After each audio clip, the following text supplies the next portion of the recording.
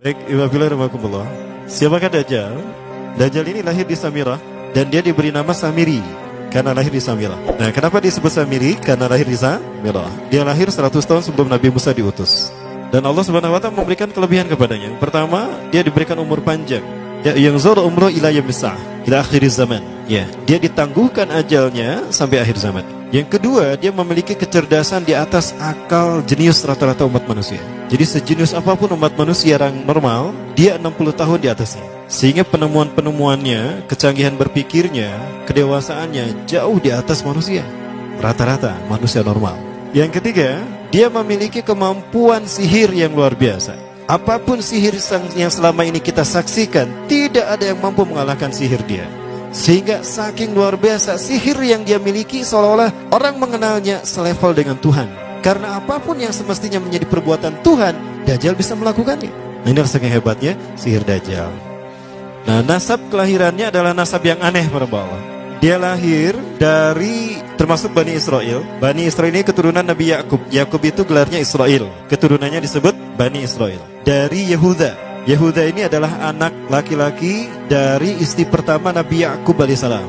Nabi Yakub istrinya 4. Yang pertama bernama Ya'la. Dari Ya'la ini melahirkan 6 orang. Salah satunya bernama Yehuda dan Lewi. Lewi melahirkan Nabi Musa alaihissalam. Yehuda melahirkan bangsa yang kita kenal Yahudi. Salah satunya Yehuda ini melahirkan generasi yang pada akhirnya melahirkan Samiri. Ya, kalau Rahil istri yang kedua, dan ini istri yang paling dicintai oleh Nabi Yakub, melahirkan 2 anak, Bunyamin dan Nabi Yusuf. Nabi Yusuf dan Bunyamin. Yang lainnya juga sama melahirkan 2 anak. Kahit dari Ya'la melahirkan 2 anak, Dam dan Naftali. Ya. Anak tertua dari Nabi Yakub dari istri pertama bernama Raubin. Nah, dari Yehuda inilah lahir Samiri. Nah, ayah dan ibunya, kakek dan nenek Samiri ini adalah para penyembah berhala. Karena Samirah saat itu terkenal penyembah berhala. Ayahnya ini lahir dari proses perzinahan adik dan kakak, incest. Adik dan kakak berzina, lahir ayahnya. Adik dan kakak berzina, lahir ibunya. Jadi ayah dan ibunya ini lahir dari proses yang haram. Dan ketika ibunya menstruasi, disetubuhi sama ayahnya. Jadi itu, peluangnya dari 2000 persetubuhan dalam keadaan menstruasi, 1 bisa jadi. Karena menurut penelitian medis juga, bahwa darah kotor tidak menghalangi terjadinya fertilisasi. Tidak menghalangi terjadinya reproduksi manusia. Jadi tetap pembuahan ovum oleh sperma bisa terjadi walaupun ada dalam medium darah kotor, menstruasi. Nah, ketika itulah hamil dan lahirlah Samiri. Rasulullah SAW menyebutkan dalam Musnad Imam Ahmad, ayah dan ibu Dajjal ini melewati perkawinannya selama 30 tahun tanpa melahirkan seorang anak pun. Dan di tahun ke-30 pernikahannya melahirkan Dajjal, melahirkan Samiri. Kelahirannya ini akan menjadi petaka bagi kedua orang tuanya. Dia adalah orang yang paling sedikit manfaatnya dan paling banyak keburukannya bagi manusia, terutama bagi kedua orang tuanya.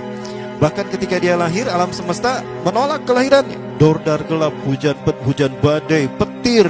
Itu terjadi di malam di mana Samiri dilahirkan. Seolah-olah alam menolak kehadirannya. Nah, sejak lahir sampai usia 5 tahun, dia tidak netek sama ibunya. Kebayang, 5 tahun air susu ASI tidak ditetekkan.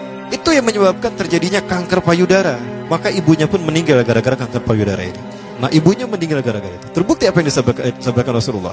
Kelahirannya menjadi petaka bagi kedua orang tuanya. Begitu pula ayahnya, maka ayahnya menjadi single parent. Nah, kemudian di tahun yang kelima, sejak lahir sampai 5 tahun, kenapa dia menetek pada ibunya? Karena kerjanya tidur melulu. Disebut mati, dia bernafas dan cuma berdetak. Disebut hidup, dia tidak bergerak. Antara hidup dan mati, la yamutu wa la yahya.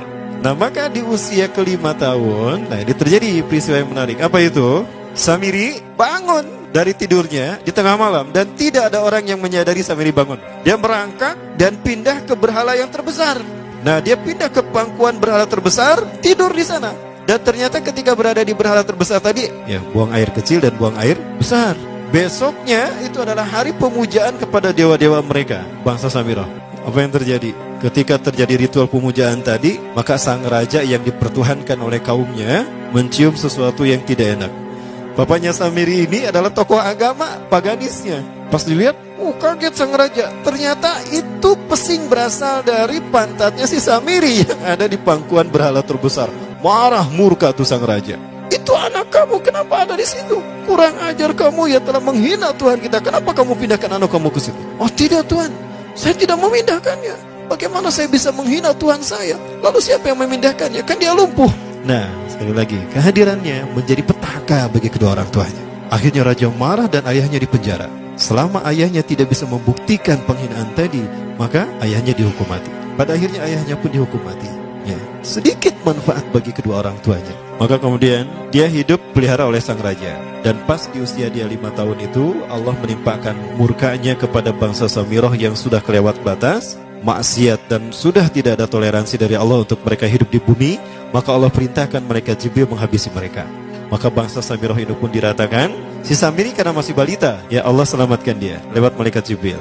Diselamatkan dia dan ditempatkan di pulau entah berantah. Ada yang menyebutkan pulau ini berada di Laut Yaman, dan pulau ini dinamakan Pulau Socotra. Pulau Socotra ini adalah pulau yang berada di ujung Jazirah Arab. Nah, ini Pulau Socotra. Ini pulau tempat di mana Dajjal atau Samiri dibesarkan sejak 5 tahun sampai usia 100 tahun. Ya, dari usia 5 sampai 100 tahun dia tinggal di Pulau Socotra ini. Nah, Pulau Socotra ini adalah pulau yang berada di kawasan Yaman. Pulau yang memiliki banyak keunikan luar biasa. UNESCO sempat ingin menjadikannya keajaiban yang ke-8. Kan ada 7 keajaiban dunia ya. Yang ke-8-nya tadinya ini. Namun karena dia terkait dengan Samiri Dajjal, maka banyak negara yang menentangnya, terutama negara-negara yang menjadi pengikut Dajjal. Maka pada akhirnya pulau ini dirahasiakan. Nah, sebetulnya pulau ini unik kalau kita ingin berekreasi ke sana. Namun karena posisi yang terpencil, jarang orang mengikutinya. Para wisatawan jarang mengunjunginya. Padahal sesuatu unik, termasuk binatang dan penghuninya tuh unik-unik. Pohonnya unik.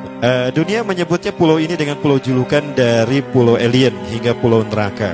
Ada juga yang menyebutkan The Jekyll Island. Pulau Jekyll Island itu bahasa barat, kalau bahasa kitanya Pulau Dajjal. Ya, sama dengan Pulau Sedir ya. Itu juga The Jekyll Island. Nah, Pulau Socotra kaya dengan flora dan fauna yang unik hingga saat ini belum ditemukan di tempat lain. Jadi tidak ada flora dan fauna yang ada di pulau ini yang ada di pulau lain di seluruh dunia.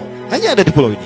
Makanya di pulau inilah Allah ciptakan satu binatang yang unik juga, yang disebut dengan jasasa. Jasasa. Binatang jasasa itu artinya mata-mata. Tajassa yatajassu tajassusan wa jasasatan. Artinya pemata-mata, spy. Binatang ini bertumbuh besar. Tahmatun kabirah tughatti jismaha asy-sya'r hatta la nastati' an nufariqa ayna wajhu wa ayna dubur.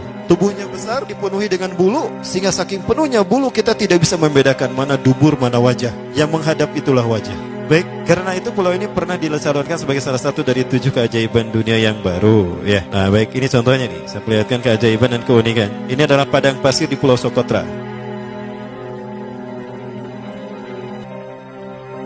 Ini burung, salah satu jenis burung yang bisa kita jumpai di Socotra.